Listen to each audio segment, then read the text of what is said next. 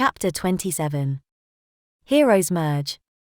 A hooded man approached Nankin CBD. It has been a long time. The voice in your head has brought you here to us, Arlo commented, waving by bending his elbow and creeping his fingers. Elizabeth hugged the hooded man. Hope is alive. Hope is with Dr. Genelan, waiting to see you. As he removed his hood, Marcus's eyes widened as he gasped. I know you're certain about what feels impossible. Police and bounty hunters gasped, pointing to Marcus. Arlo interrupted, pulling Trinity to his side. Marcus, I realize all of this is overwhelming, but I need you and Trinity to hold hands, clear your heads, and prepare to merge. Mystic plus weapons master. Marcus removed his jacket. Geez, you got fat over the last 7 years. Arlo poked Marcus's excess skin. Marcus smiled, releasing tears. I am just glad to know that hope is alive after all these years. Being fat is the least of my problems. Arlo frowned. This won't work if you're this out of shape. You have weapon talents essential to bringing down this tower if you both become one. I have not done any martial arts since I said goodbye to hope, Marcus said, gasping for air. How the hell did you get so fat over the years? Arlo grimaced. Hope. If Hope is here, it is up to him. Hope has always shown more potential than I could ever dream of.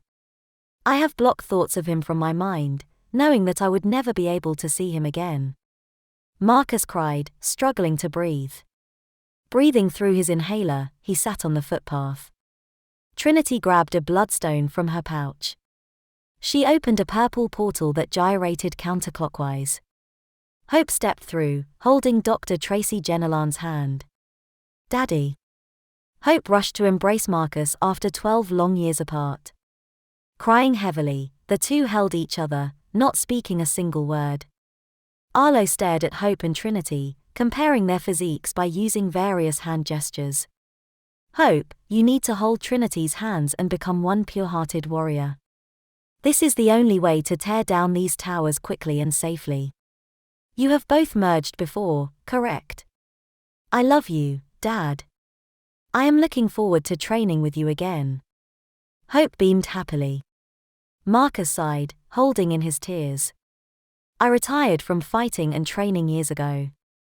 I only write stories about heroes, because authors like me only dream about being what we cannot. Hope and Trinity, this is your fight together, not divided, because together you both are the chosen one. Arlo further explained, I would do the merging. However, my fission power has me divided in 4 places, seeing as this incident came as such a sudden surprise. Not to mention I am tired from fighting since 10 p.m., and it is now 1:05. Happy sweet 16th, Hope. Marcus and Elizabeth cheered. Trinity grabbed Hope's hands. Close your eyes and relax, my friend. Trinity surrounded herself and Hope in a white haze. Marcus held Elizabeth and pulled Arlo into his left side. Life can't get better than seeing your own children succeed. Someone needs to explain what actually happened here tonight. Marcus smiled, expressing confusion. Dark Sparrow, Maxwell, and Jane flew in on Sapphire's back to join everyone. Sapphire placed Cameron's deceased body carefully onto the road as Dr. Tracy Genelan came forward to check it. This is too strange. I never understood where my inspiration came from to write fantasy fiction. Marcus grinned, enjoying the show. Marcus. Hey, Marcus. It's Jane. Jane Turner, she said, waving over enthusiastically. Marcus cried, overwhelmed, Jane. Look, Elizabeth, it's Jane, Maxwell. And her too. Marcus looked more surprised to see Dark Sparrow than he was to see a sapphire dragon. Trinity and Hope talked to each other inside the mist. Once we fuse bodies, this person we become will have an identity of its own. Also, this chosen warrior will be male. Inside the mist, 2 voices spoke simultaneously, one saying, I am Hope the weapons master, and the other saying, I am Trinity the mystic. My name is Mystic Hope. The mist lifted as a man looked directly at Marcus. He was thinner than Hope and had long golden hair like Trinity. Mystic Hope's clothes consisted of a vibrant brown GI and purple undergarments. "So, what about the sack of diamonds, barrister?" Mystic Hope snapped. Arlo handed over the diamonds. "Jane, I need you to conjure your full-bladed sword, the one only Marcus would wield in a weapons demonstration competition once he makes his comeback." Arlo walked around, giving directives. "Next are psionic chakra discs and mystic empowerment using pure diamonds. Then imbue the combination with the full-bladed sword, creating a very powerful weapon. Maxwell will enlarge the item. Trust me, the weapon can handle the power. The original cleric Hawken has weakened the toughest tower as much as he can for you. After that's done, it's time to transform into a super mystic," Arlo directed excitedly. After following Arlo's orders, Mystic Hope ascended into Super Mystic Hope, holding his 12-foot full-bladed sword high. The Dragon Slayer is complete. Marcus the Depressed, watch my Moulinet, paying attention to all 6 cuts, because that's where your training shall begin, Super Mystic Hope ordered assertively before taking mystic flight, cutting diagonally downward at his left side, then diagonally cutting downward at his right side. Diagonally cutting upward at his left side, he alternated, diagonally cutting toward his right side. Finally, he made a horizontal cut to his left, followed by a horizontal cut to his right. After 6 powerful cuts, the diamond mana tower shattered as if it were frail glass. As it fell, it crumpled over the occult bookstore, leaving no slime residue because Hawken had already drained its mana. Marcus whispered to Elizabeth, surprised, "That is my son, Super Mystic Hope. I prayed that you would be all right after these long 12 years apart. It was like you were an old soul growing up and reaching new milestones, far surpassing my potential. But we enjoyed life and lived every moment we had together as if it were our last." Super Mystic Hope flew to Gwenvale Asylum in less than 5 minutes, holding the Dragon Slayer behind. Super Mystic Hope's Moulinet easily destroyed the Topaz Mana Tower as barely 5 gallons of blue slime leaked from it. Dr. Axel Chase and Scott Chase waved. "Scott, have you ever seen a boy fly before?" Scott had his video camera previously set up. Now he aimed it to film Super Mystic Hope flying toward the Golden Sun Country Club. The Sapphire Mana Tower took over 24 cuts and finally broke as nature green mana flooded out, absorbing into the grounds of the once-standing Golden Sun Country Club. Suddenly a wondrous rain forest covered the grounds. The tennis court could no longer be seen. Flying over the Tyson River, Super Mystic Hope dove down. He spun as he cleaved the Ruby Mana Tower at its concrete pillar base. Troy Marino and the Nankin emergency volunteers cheered as Super Mystic Hope flew out of the river, heading to Nev HQ. A group of metallic amethyst elites performed a mass summoning, returning their dim amethyst mana tower to its rightful place on Albac. No need to wait any longer. My work here is done, Super Mystic Hope said to himself, flying back to Nankin CBD. He landed by Marcus outside the Selim Hotel. The merge wore off as Hope and Trinity were again themselves, collapsing to the ground as the Dragon Slayer fell behind them. Hope passed out as Marcus, Elizabeth, Jane, and Maxwell came to his aid. Dark Sparrow, Hawken, Arlo, and Dr. Tracy Genelan went to Trinity's aid. Dr. Genelan pulled out a nebulizer while Hawken held Trinity, using his divine magic to heal her. Marcus and Elizabeth began performing CPR, then Jane interrupted, placing Cameron's nebulizer mask over Hope's face. "Hope is not breathing," Marcus cried as Hope died. Quickly Hope's skin changed from purple to pale white. Marcus tried desperately to bring his son back to life. "Elizabeth, do compressions while Marcus gives mouth-to-mouth." "And, Dad, you are blocking his airways," Jane demanded while remaining calm. Trinity awoke. Mana exhaustion. Hope had his mana burned by my 4 sources, leaving his body quickly. We stayed merged for too long. I have foolishly risked our lives. Trinity gasped, gazing at the night sky as her body went into shock. She was paralyzed all over.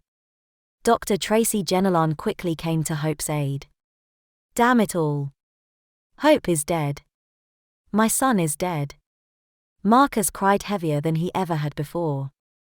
Hope looks like he has been dead for hours. His body has prematurely died because of magic. Dr. Jennelan took charge, trying desperately to bring Hope back to life. Bad news. Hope looks like he died 3 days ago.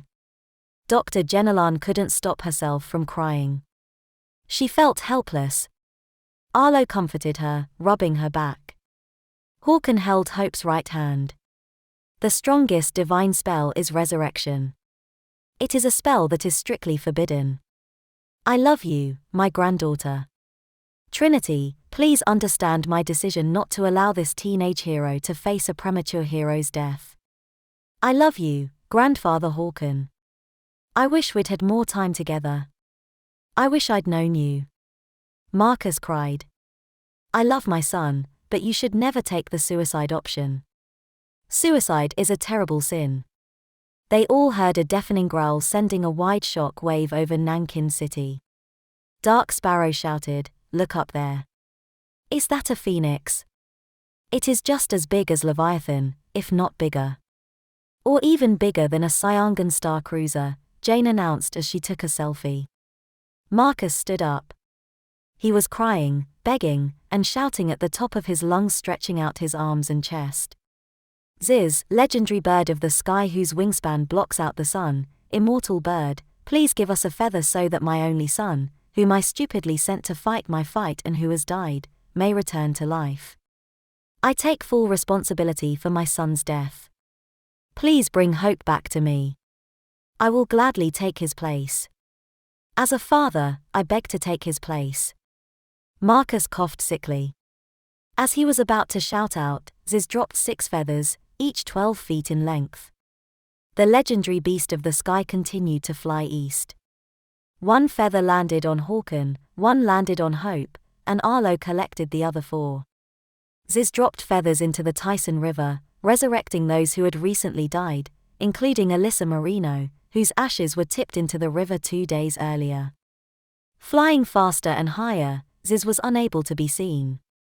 Look in the river, Captain. It's your wife, Alyssa. Look. Everyone who died tonight has come back to us, Wendy announced cheerfully. Hawken stood with all his burns healed, his metal splints completely removed, his cybernetic core removed, his heart restored, and his mana nodes removed. Standing completely naked, he held the Discry staff over his genitals. Jane shouted in the Hindustani tongue, conjuring a sheet and giving it to Hawken, trying not to make eye contact. Hope awoke from death, holding Dr. Tracy Jennelan. Trinity, I am the age I was when I came looking for you and your parents.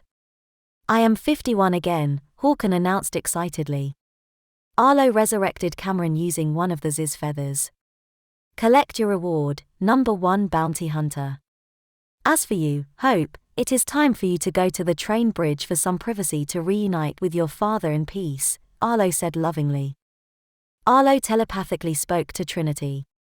Our law is very particular in covering up incidents such as these. Memories of what transpired here need to be forgotten for everyone's sake. I will return to Albak and see who should have one of these 3 feathers. Let's just pray that our university did not suffer too many casualties, as the metallic amethyst elites have a long night ahead. Marcus held Hope and Elizabeth tightly. I love you both more than words can express. We can stay up all night long and talk before we go to family court tomorrow. Thank you, Elizabeth, for coming into my father's life.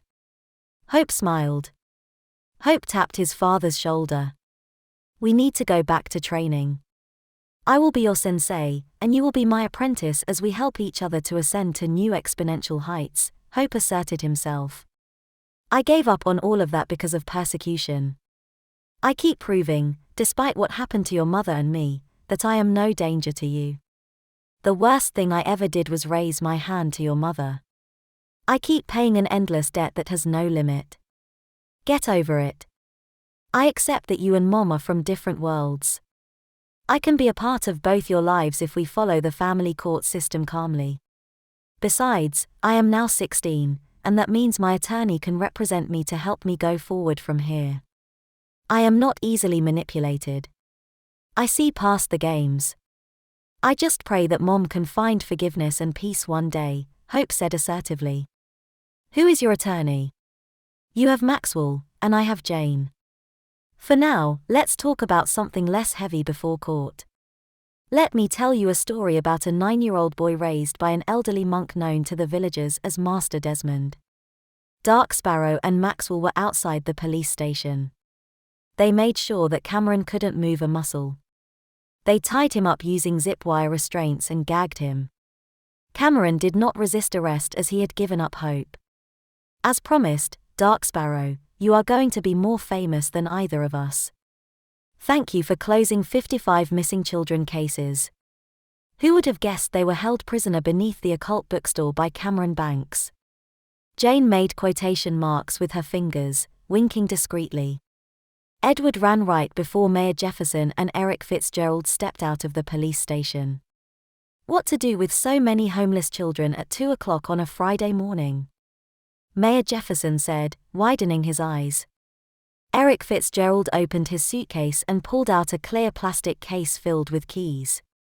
Inside his suitcase he had another 4 clear plastic cases filled with keys. This case contains a key to each apartment on the 4th floor of the Selham Hotel. 20 keys to be exact. And there is no outside balcony, the hotel's being a child-friendly place for all these children. I will sign these apartments over to Child Protective Services if Maxwell Turner will help with the legal paperwork. Will Mayor Jefferson and everyone here be witnesses to my legal documents if we have time now? 55 children glistened with hope.